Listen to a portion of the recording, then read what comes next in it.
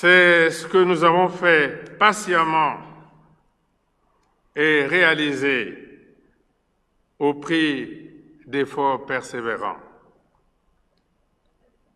Dans ce registre, il incombe aux aînés de préparer les générations montantes et futures à intérioriser notre histoire commune afin d'assumer leur dessein vis-à-vis de la nation. Voilà pourquoi, face aux enjeux du vivre ensemble, nous devons accompagner la jeunesse dans la connaissance de notre passé pour qu'elle s'imprègne de ces drames et adopte des comportements propices à la consolidation de la paix. Aussi, l'année de la jeunesse vise-t-elle le développement des compétences et le renforcement des capacités d'innovation et de l'esprit d'entreprise des jeunes. L'année de la jeunesse est un faisceau de projets qui ne peuvent, bien entendu, s'échelonner sur la seule année 2024. Il s'agit de considérer 2024 comme le point de départ de cette louable résolution sur la prise en main accélérée des préoccupations de la jeunesse. Une telle œuvre ne pouvait se mener sans l'implication des jeunes eux-mêmes, d'où le sens de la session inaugurale de l'Assemblée générale du Conseil consultatif de la jeunesse, tenue du 28 février au 2 mars 2024 à Kintélé. Nous portons un intérêt particulier aux pertinentes délibérations issues de la session inaugurale du Conseil consultatif de la jeunesse.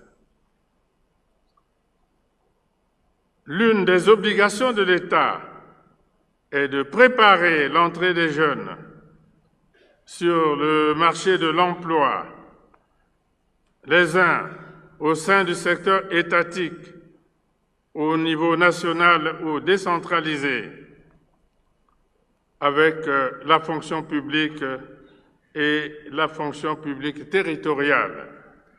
Les autres, dans le secteur privé appelé lui aussi à appuyer ce processus. Qu'avons-nous fait en 2024 dans ce sens?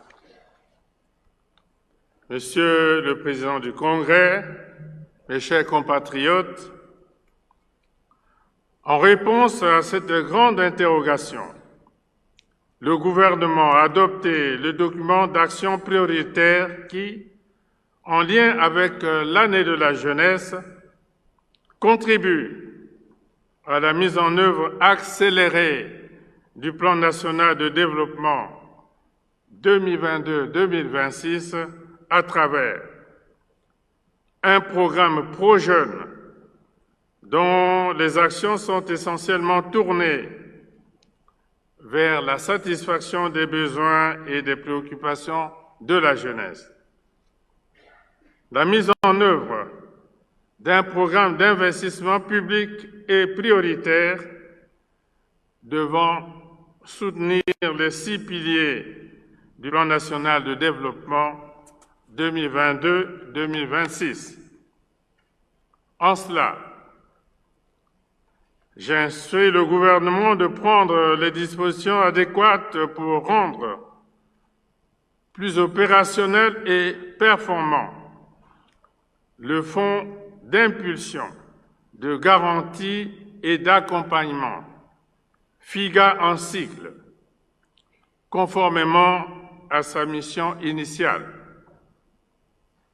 Les ressources mises à la disposition du FIGA devrait permettre une implication plus accrue des jeunes dans l'entrepreneuriat. De ce fait, en vue de leur impulsion dans l'entrepreneuriat, 1097 jeunes ont été formés à l'élaboration des plans d'affaires et d'appui à la formalisation et 2973 projets ont bénéficié de la garantie du FIGA au 30 octobre 2024.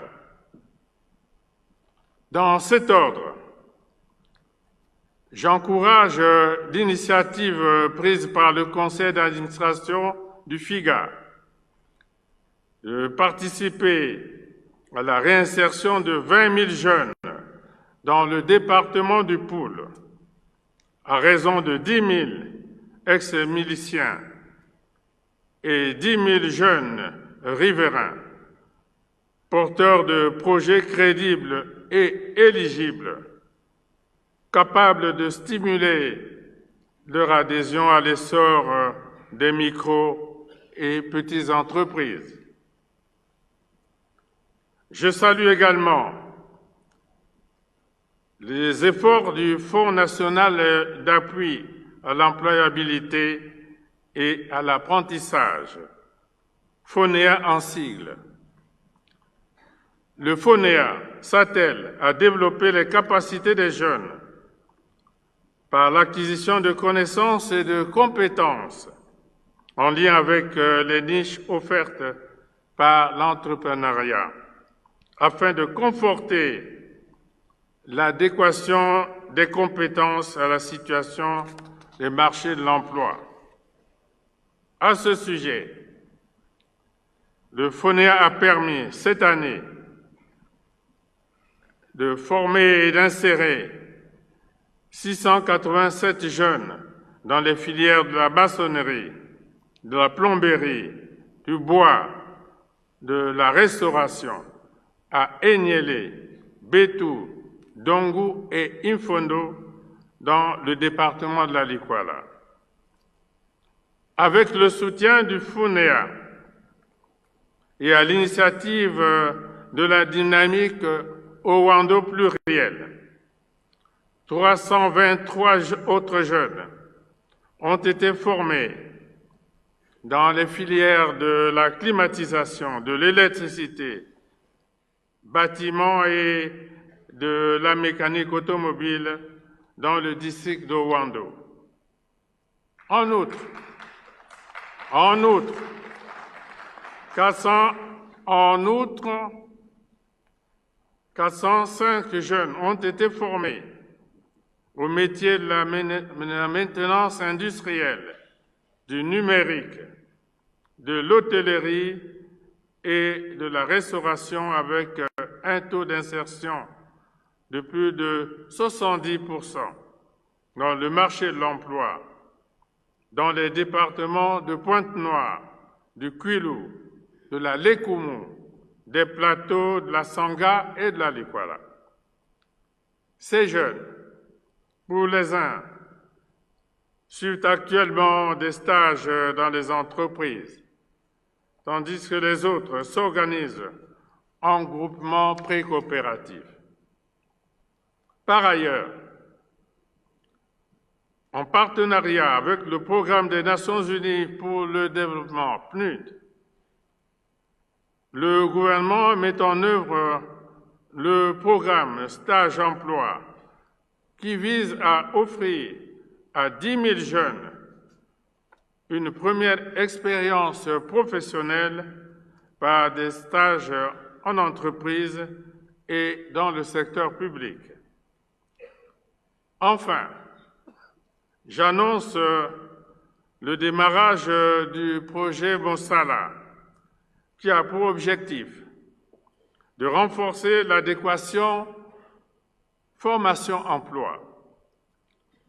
Cette initiative bénéficie de l'appui de l'Agence française de développement et de l'Union européenne pour la formation et l'insertion de 5 000 jeunes dans le monde du travail. Dès lors, grâce aux compétences acquises, les jeunes peuvent s'assumer dans différents secteurs productifs, y compris celui de l'agriculture au sens large. La vocation agricole du Congo est avérée depuis des décennies. Eu égard à la disponibilité de vastes étendues de sols fertiles, d'une main-d'œuvre jeune, d'un dense réseau hydrographique et d'un niveau adéquat d'ensoleillement et de pluviométrie.